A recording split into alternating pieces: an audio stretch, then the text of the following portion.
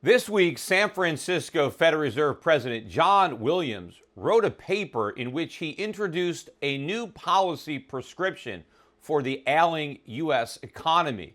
The problem, as he sees it, is slow growth, both economic growth and productivity growth, a condition which he's referring to as the new normal. But what's lost on Williams and his quack colleagues at the Federal Reserve that this condition is a direct result of the unintended consequences of the Fed's own policy.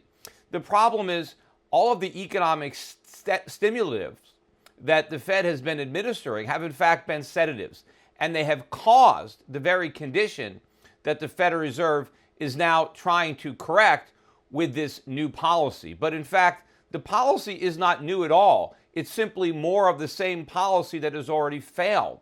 The problem is by subsidizing big government, by enabling large deficits, and by misdirecting resources from the real economy to the financial economy, by targeting asset prices such as stocks and real estate, the Federal Reserve is actually starving the real economy of the very resources it needs to grow and produce the type of productivity and economic growth that is now missing and which is now being called the new normal. The Fed's twin prescription to solve this problem basically boils down to two things: higher inflation and larger government deficits. This is like saying, I have got a new weight loss program, and it consists entirely of lying in bed all day and binge eating junk food. Obviously, that program is not going to work, and neither is the Fed's. The Federal Reserve wants more inflation. And what the Fed is saying is because they don't have room to lower interest rates very much because they're already practically zero, the way to lower interest rates is to have more inflation so that we have lower real rates. And Williams is talking about getting rid of the Fed's 2% inflation target. Now, first of all, it didn't begin as a target. It used to be a ceiling. I'm not sure when a ceiling became a target, but now they want to raise the ceiling. How high? Williams didn't say. Is it 2.5%? Is it 3%? Is it 4%? I don't know. But I have a feeling the Fed's inflation ceiling is going to act a lot like the deficit ceiling, meaning every time we approach it, we raise it. But higher inflation is not going to deliver economic growth. In fact, one of the ways that Williams is suggesting the Fed pursue higher inflation is to target nominal GDP growth as opposed to real GDP growth. But who cares about nominal GDP growth? I mean, the whole purpose of deflating nominal GDP growth to get a real number is to take inflation out of the equation. We want to adjust for rising prices. I mean, it doesn't matter if the GDP went up because prices went up. I mean, what good is that? So what we want to do is take that out. We want to take away the fantasy and focus on the reality. But what Williams is saying is we don't need real economic growth. We'll just pretend the economy is growing by focusing on nominal GDP. But what good is pretend economic growth going to do the economy? How is pretending that we have a growing economy going to solve any of these problems that now define the new normal? They're not. The other policy prescription is larger deficits. I mean, first of all, the government is already running annual budget deficits of about $600 billion per year. Isn't that enough stimulus? I mean, if in fact deficit spending stimulated the economy, why isn't $600 billion doing the trick?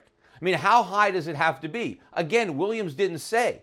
In fact, I believe that the deficits are going to return to about $1 trillion a year naturally, without the government doing anything next year as this economy slips deeper into recession. Remember, we had trillion-dollar deficits early in the Great Recession in the first several years of the Obama administration, and I think the first several years of the next president's administration could likely be the beginning of a much larger economic downturn. Then we certainly can return to trillion-dollar plus deficits without the government doing anything.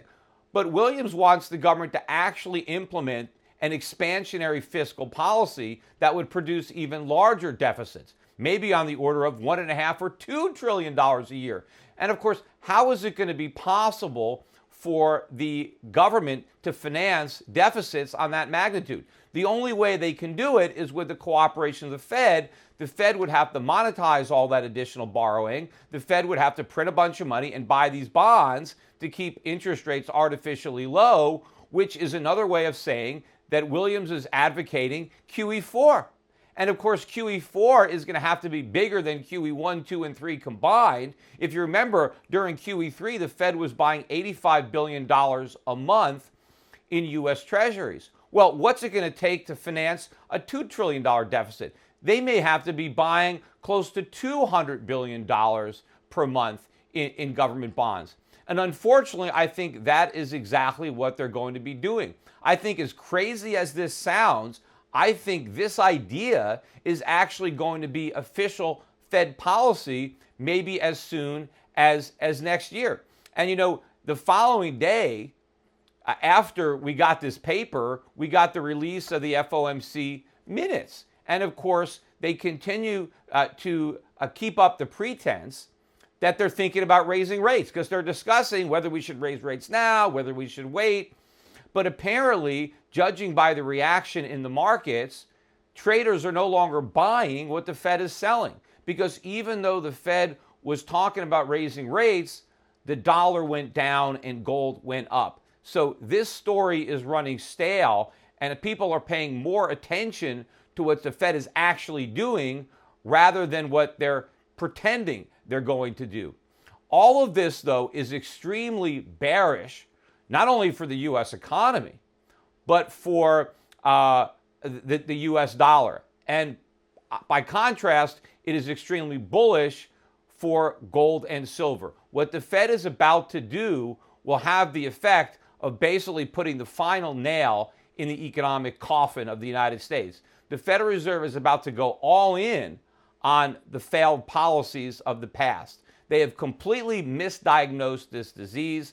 They are clueless to the extent that their own policies are responsible for the failing health of the patient, and they're about to completely kill the patient with a massive overdose of the same toxic medicine. So my advice to everybody listening to me now is pay attention to what the Fed has just said, pay attention to what they're about to do, and do something about it.